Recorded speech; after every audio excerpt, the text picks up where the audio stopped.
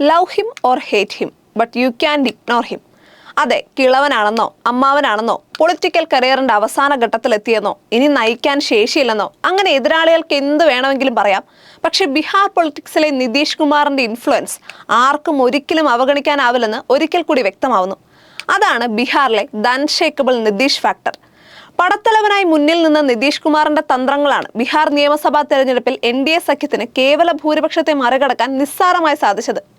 ഏറ്റവും വലിയ ഒറ്റകക്ഷിയായി JDU മാറിയതിന് പിന്നിലും നിതീഷ് കുമാർ എന്ന 74-കാരന്റെ രാഷ്ട്രീയ തന്ത്രങ്ങളാണ്. ബീഹാറിലെ വികസനം ഊന്നിയാണ് NDA പ്രചാരണത്തിനിറങ്ങിയത്. വാണിജ്യ വ്യാപാര രംഗത്തും അടിസ്ഥാനപരമായ കാര്യങ്ങളിലും ബീഹാറിലുണ്ടായ വികസനമാണ് അവർ എടുത്തു പറഞ്ഞത്.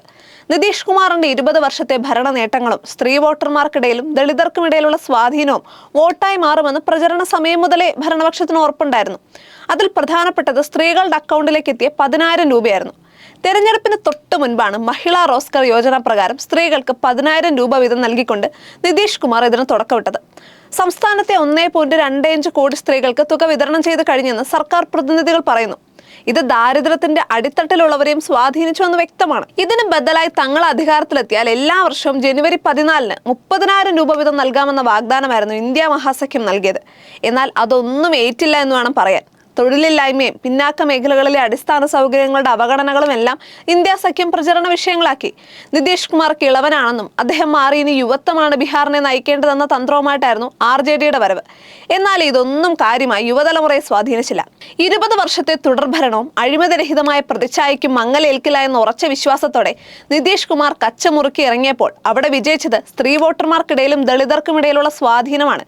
15 വർഷം മുൻപുണ്ടായിരുന്ന ബീഹാറാണോ ഇപ്പോഴുള്ള ബീഹാർ എന്ന് ചോദിച്ചുകൊണ്ടായിരുന്നു നിതീഷിന്റെ പ്രചാരണം.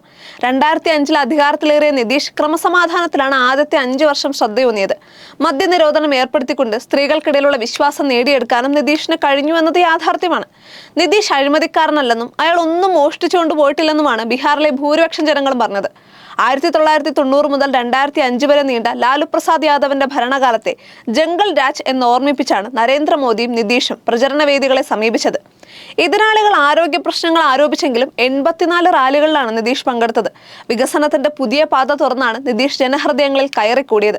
വീടുകളിലേക്കുള്ള വൈദ്യുതി, റോഡുകൾ, ആശുപത്രികൾ എന്നിവ ഉണ്ടാക്കിയെടുക്കാനും നിതീഷിനായി. എന്നാൽ തൊഴിലില്ലായ്മ പരിഹരിക്കാൻ ഇതുവരെയും നിതീഷിനായില്ല എന്ന ആരോപണം ഒരു വശത്ത് ഉയർന്നിരുന്നു. എന്നാൽ തെരഞ്ഞെടുപ്പിനെ അതൊന്നും ബാധിച്ചില്ല എന്ന് വേണം പറയാൻ.